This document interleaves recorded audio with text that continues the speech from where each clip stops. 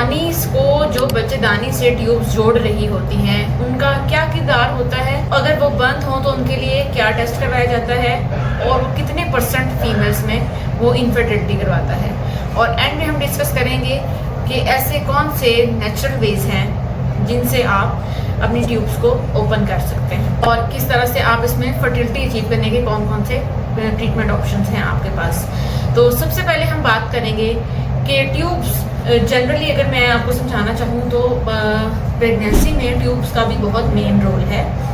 जैसे ही अंडेदानी से अंडा रिलीज होता है और स्पर्म्स जो हैं वो अपना रास्ता बनाते हुए ट्यूब्स में से होते हुए अंडे तक पहुंचते हैं और ट्यूब्स ही वो जगह होती है जहाँ पे अंडा और मर्द के जरासीम जो है वो मिलते हैं और फिर जाइगोट तैयार होता है और फिर वो जो जाइगोट बनता है वो फिर बच्चेदानी में इम्प्लांट हो जाता है और वहाँ फिर बच्चे का साइज इंक्रीज होता है। और अगर आपकी ट्यूब्स जो हैं वो ही ब्लॉक्ड हैं या वो प्रॉपर से फंक्शन नहीं कर रही या उनमें कोई अनोमली है तो उसमें भी हमल होने के चांसेस कम होते हैं। 30% जो है मोस्टली ऑलमोस्ट 30% जो इनफर्टिलिटी है या बेऔलादी और बांझपन है वो ट्यूब्स के मसलों की वजह से होता है। और सबसे मजे की बात ये है कि ये इस तरह का इशू है कि इसको मोस्टली डॉक्टर्स जो हैं वो एड्रेस ही नहीं करते। जो डॉक्टर्स फर्टिलिटी में स्पेशलिस्ट नहीं होते वो ज़्यादा से ज़्यादा आपको अंडे बनाने की मेडिसिन दे देते हैं।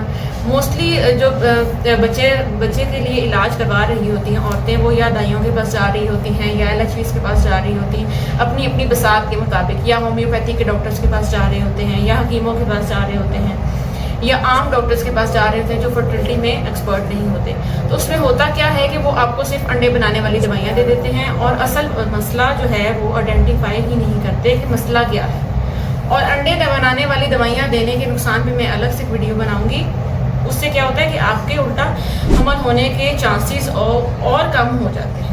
वो आपके लिए उल्टा और नुकसानदेह साबित होती है और वो अगर आपके हमल होने के कोई चांसेस रहते भी हैं तो वो अंडे बनाने वाली दवाइयाँ खा कर आपके अंडों का रिजल्ट ख़त्म हो जाता है और आपकी फर्टिलिटी रिड्यूस हो जाती है। तो कोशिश करें कि हर किसी से मेडिसिन ना लें। जो वो बिल्कुल अच्छी कहावत है कि नीम हकीम और ख़तरा जान, कि आप जिस चीज़ का जो उस शोबे में एक्सपर्ट है चाहे आपको थोड़े से एक्सपेंसेस ज़्यादा देने पड़े लेकिन आप उसी डॉक्टर से अपना इलाज करवाएं जो फर्टिलिटी के स्पेशलिस्ट डॉक्टर होते हैं और जो ये जानते हैं कि पहले तशखीस करनी है और फिर इलाज की तरफ आना है। क्योंकि बेऔलादी और बांझपन इतना वास्ट टॉपिक है कि आप इस पर जितनी बात करना चाहें कम है और इसकी इतनी वजूहात हैं कि सबसे पहले आप mail fertility factor infertility factor हो सकता है, आदमी के मसले मसाइल हो सकते हैं, फीमेल्स में ट्यूब्स का मसला हो सकता है, बच्चेदानी का मसला हो सकता है, अंडेदानी का मसला हो सकता है, आपके सेक्सुअल इंटरकोर्स की फ्रीक्वेंसी का मसला हो सकता है,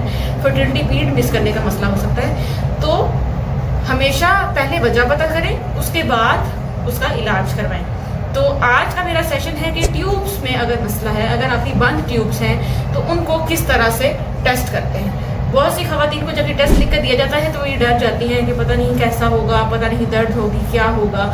तो आज मेरा मकसद था इसको एलेबोरेट करने का। तो क्या किया जाता है कि ट्यूब्स के टेस्ट से पहले आपकी तैयारी क्या होती है कि आपको अगर कोई इन्फेक्शन है, वजाइनल इन्फेक्शन है, तो आप पहले एंटीबायोटिक्स लें और उसके लिए ट्रीटमेंट लें। क्योंकि इन्फेक्शंस के साथ आपके जो ट्यूब टेस्ट है उसकी इफेक्टिवनेस भी कम हो सकती है और वो इन्फेक्शन इंक्रीज भी हो सकता है और आपके लिए पेनफुल भी ज़्यादा हो सकता है। दूसरे नंबर पे आपने क्या करना है कि आपने अपने साइकिल के डेज आइडेंटिफाई करने हैं। मोस्टली ये साइकिल के शुरू के 15 डेज़ में करवाया जाता है क्योंकि हमें उस टाइम कंफर्म होता है कि प्रेगनेंसी भी नहीं होती और उस टाइम पे आपका एग भी रिलीज़ नहीं हुआ होता और आप फिर टेस्ट के बाद जब अगर कंसीव करने की कोशिश करते हैं या नॉर्मल पैटर्न पे आते हैं तो अक्सर फर्टिलिटी के चांसेस इंक्रीज़ हो जाते हैं। अब करते क्या है, इसमें एक डाई होती है जिसको आपके अंदर इंजेक्ट किया जाता है। बच्चेदानी के मुंह के ज़रिए उसको आपके अंदर डाला जाता है और उसको पुश किया जाता है और फिर वो डाई बच्चेदानी में से होती हुई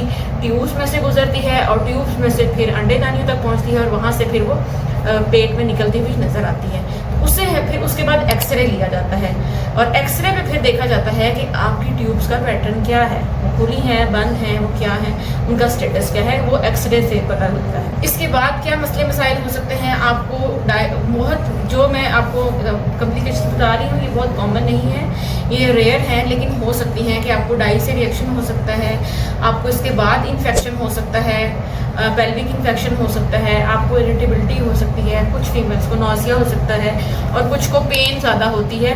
तो उसमें ये क्या होता है कि आपको पहले पेन किलर दिया जाता है, अगर उससे भी ज़्यादा आपको महसूस हो रही है तो फिर थोड़ा सा सेडेट किया जा सकता है, थोड़ी सी बेहोशी या नींद दी जा सकती है, और अगर औरतें उससे भी ज़्यादा कॉन्शियस हों तो फिर पूरी बेहोशी भी दी जा सकती है। अब हम ये डिस्कस करेंगे कि अगर ट्यूब ब्लॉक हो आपकी तो आपको क्या करना चाहिए। अगर आपने ये टेस्ट करवाया है तो बहुत सी खवातीन ये पूछती हैं कि हमने ये टेस्ट करवा लिया है तो हमें इस टेस्ट करवाने के कितने अरसे बाद कंसीव करने की कोशिश करनी चाहिए, और अगर हम कंसीव कर लेते हैं तो क्या ये टेस्ट हमारे बच्चे के लिए नुकसानदेह तो नहीं साबित हो सकता, जो डाई इंजेक्ट की है वो हमारे लिए नुकसानदेह तो नहीं साबित। हम ये लोगों को एडवाइस करते हैं कि टेस्ट करवाती हैं औरतें, उनमें अगर थोड़ी बहुत ट्यूब्स बंद हो या इन्फेक्शन की वजह से बंद हो या थोड़ा बहुत मसला हो, तो जब डाई प्रेशर से डाली जाती है तो कुछ खवातीन की ट्यूब्स खुल जाती है। तो हम ये फीमेल्स को एडवाइस करते हैं कि आप इस टेस्ट करवाने के बाद कंसीव करने की कोशिश करें। वो इसलिए कि एक तो ये शुरू के दिनों में किया जाता है, ओवुलेशन के टाइम से पहले किया जाता है, और उसके बाद एग्जैक्ट आपका ओवुलेशन वाला टाइम आना होता है जिसमें आपका अंडा रिलीज होना होता है। और अगर ट्यूब्स थोड़ी बहुत बंद हैं तो वो खुल जाती हैं। तो अगर आप नेचुरली कंसीव करते हैं तो बहुत से लोगों को देखा गया है कि उनकी कंसेप्शन हो जाती है, मतलब वो टेस्ट के बाद ही जो है उनके रिजल्ट अच्छे आ जाते हैं, टेस्ट से ही उनका मसला हल हो जाता है। तो आपको चाहिए कि आप कंसीव करें। डाई आपके लिए बिल्कुल नुकसानदेह नहीं होती क्योंकि उस वक्त आपकी प्रेगनेंसी नहीं होती, तो इसलिए आपके लिए डाई वो बिल्कुल भी नुकसानदेह नहीं। आज के सेशन में इतना ही। मजीद मालूमात के लिए आप कमेंट बॉक्स में कमेंट कर सकते हैं। मैं अपनी नेक्स्ट वीडियो में आपसे ये डिस्कस करूंगी कि अगर बंद ट्यूब्स हों तो उनको किस तरह से ट्रीट किया जाता है और बंद ट्यूब्स की क्या क्या वजूहात हो सकती है।